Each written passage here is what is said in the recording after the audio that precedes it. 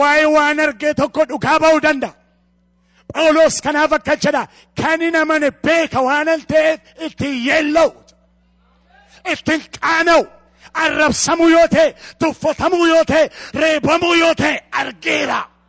Haleluuyaa! Haleluuyaa! Obboleessa koo, obboleettii koo, Waaqayyo sitti mul'atu gaafa si gala. Waaqayyo hin dhufa. Ameen ameen. Waaqayyo hin dhufa.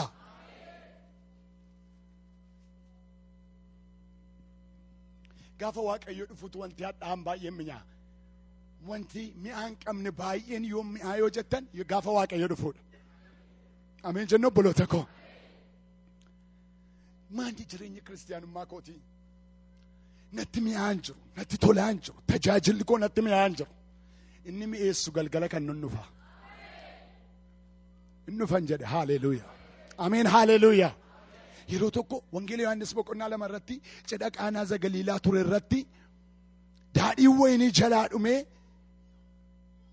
abdii kutaniitu isaan jiranii gooftaan keenya Yesuus Kiristoos dhufe. Lafanni dhufutti wanti hir'uun hin guuta. Lafanni dhufutti wanti teestii hin qabne, wanti mi'oomne tokko mi'aawuu jalqaba. Baay'een keenyarra kiristiyaana taane miti taane hin beekamu. Kiristoos irra galgalan dhufa. Haleluuyaa. Waan hin jedhu naa galeen isin hin jedham mi'ameen jedhame. Gooftaa Yesuus irra galgalan dhufaan jedhame. Gara keen dhufa. Gara keessan hin dhufa. Erganni dhufee booda kiristiyaana Mooseen miti inni jedhamu hin hafa, iseen kiristiyaana jedhamte. Inni duuka buutu Kiristoos moo miti? Namooti kana booda ija shakkiitiin nun ilaalan. Adda nuu ba'a. Ameen jedhame. Ameen. Adda nuu ba'a. Haleluuyaa. Bishaan fuudhee gooftaa Yesuus daadhii wayiniitti geeddara. Jireenya nama baay'ee keessaa wanta mi'aawu dide gooftaan koo galgala kana dhufee meessa. Hin dhufa gooftaan. Egaa Waaqayyoon dhufaa. Macaafi qulqulluun Isaayyaas 35 irraas Faarsaa 50 irraas Waaqayyoon keessan hin dhufaa. Waaqayyoon eenyu? Naa deebisaa. Waaqayyoon eenyu? Waaqayyoon keenya hin dhufaa. Egaa Waaqayyo dhufuunsaa barbaachisaa akka ta'e akka inni dhufu erga sirriitti sagalee Waaqayyoo irraa arganne dhufaatiinsaa maal fakkaata? Akkamitti dhufa? Tokko jettanii Waaqayyo akka tasaatti dhufa. Ameen. Haleluuyaa. Nama simbukkeetti bu'aati akka tasaatti gara kee dhufa daanime.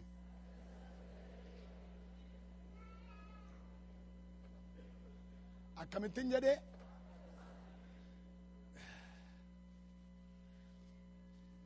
Natti tola waa'ee konferensii kanaaf Waaqayyoon hin galateeffadha. Maaliif yoo jettan akka tasaatti seenaan nama baay'ee kana booda geeddarama. Akka tasaatti jireenyi nama baay'ee geeddarama.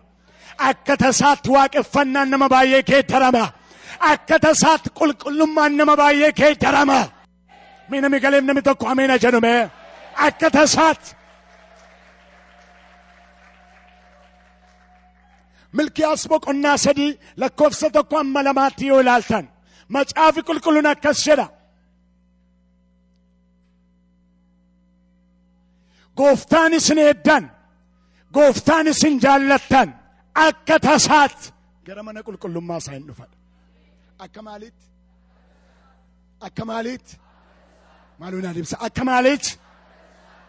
Dubbiin inni tasa jedhu kuni namaaf malee Waaqayyoof miti. Waaqayyo biratti wanti tasa jedhamu hin jiru. Waaqayyo baraaf baroota gidduutti wanta ta'u beeka. Beeka jedhame. Namni bira ga'ee beeka, Waaqayyotu bira hin ga'in beeka. Ameen. Haleluuyaa.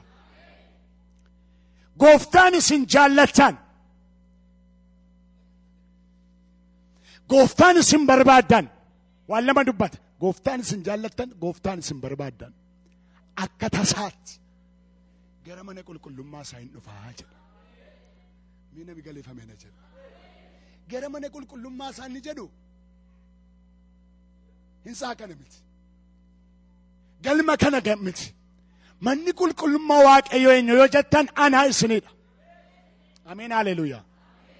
Ameen haleluuyaa. Waaqayyo akka tasaatti dhufa waliin makaa deemuun arraa ka'ee maqaa Kiristoosiin hin gaameen jedhame. Akka tasaatti dhufa. Adufu ka. Naatani adufuun jedhe. Akka tasaatti gooftaan isin jaallattan, gooftaan isin barbaaddan akka tasaatti dhufa. Dhufi akka nami wayyaa samunaadhaan miicee qulleessu waan inni qulleessaa. Maal taatan? Manni waaqayyoo mana waaqayyooti waan ta'eef dhufee qulleessu. Ameen jedhame. Akka tasaatti inni dhufa dhufuun isaan oolu. Gaafa dhufu akka tasaatti utuu nu hin eegin, utuu hin abdatin, utuu nu of hin qopheessin waaqayyoo hin dhufa. Yeroo tokko wangeelaa Maatewos boqonnaa 21 keessatti gooftaan keenya Iyesuus Kiristoos mana qulqullummaa Yerusaalem jiru keessatti namoonni achi keessatti nagada baay'ee geggeessu turan. Gooftaan Iyesuus bartoota isaa keessaa nama lama ergeetu dhaqaatii harreen hidhamtee jirtu tokko jirti hiikaa naa fidaa jedhe. Na wajjin jirtu? Harreen hidhamteertu tokko jirti dhaqaatii hiikaa naa fidaa jedhe. Eenyummoo maaliifittu jedhe yoo sin gaafatee gooftaadhaaf barbaachisti jedha. Obboleessa koo siin galin malee ati gooftaadhaaf barbaachista. Obboleettii koo siin galleen malee ati gooftaadhaaf barbaachista.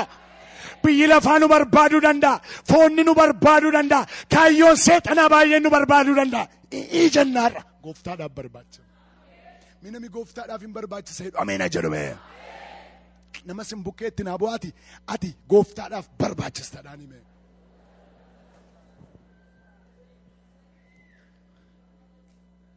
Ameen ameen. Ameen ameen. Eenyuyyuu maaliifittu jedhe yoo sin gaafate gooftaadhaaf barbaachistaadhaan. Dadhabaa yoo taate iyyuu gooftaadhaaf hin barbaachista. Wallaaltuu yoo taate iyyuu gooftaadhaaf hin barbaachista. Nama mirga si dhaabatu yoo dhabde iyyuu gooftaadhaaf hin barbaachista. Ani moo eeyyaati. Haleluuyaa. Ameen haleluuyaa. Gooftaadhaaf barbaachistoodha. Harreetti fidanii gooftaa Yesuus Kiristoosin irra kaa'an. Ilaa waan tokkoon isinitti hima. Gaafa akka gooftaadhaaf barbaachistu bartee gooftaadhaaf jiraachuu jalqabdu ulfinni gaafa si jalqaba. Inni nuyi gooftaa malee ulfina jenne hundumtu ulfina miti. Gooftaadhaaf gaafa ta'u jalqabdu garuu ulfina haaraa si argachuu jalqaba. Ameen haleluuyaa. Harreeni harreedhuma. Garuu harreetti kan adda godhe maal beektu Kiristoos irra taa'u isaati. Ilaa Kiristoos irra taa'u. Gooftaan sirra taa'u. Gaafa sana addaati. Ija kaleessaatiin hin ilaalamtu. Iddoo kaleessaatiin hin ilaalamtu. Harreedha. Harreedha. Harreetti garuu waatu adda godhe harre. Harreetti waatu simbootti godhe. Harreetti waatu ulfinatti godhe. Harreetti waatu miidhesse. Eewunni maqaan isaa Kiristoos Iyesuus. Obboleettii koo sittaafu isuma sii wayyaa. Obboleessaa sittaafu isuma sii wayyaa. Darbadhu gadi erga kee keessaa gooftaa sii wayyaa. Mina minaa galaa irra namni tokko sagalee guddaadhaan ameena jedhume.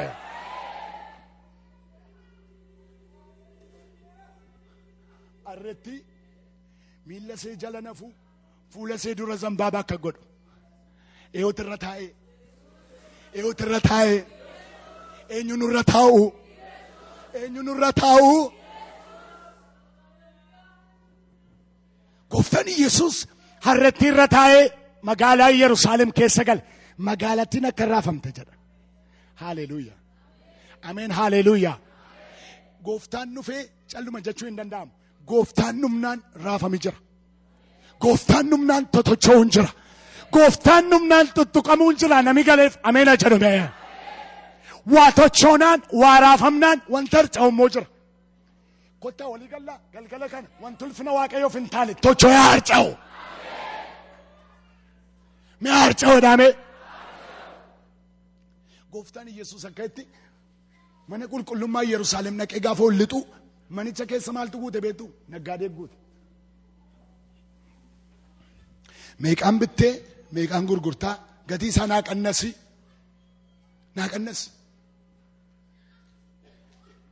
Manicha keessa maaltu guute? Naggaadee guute.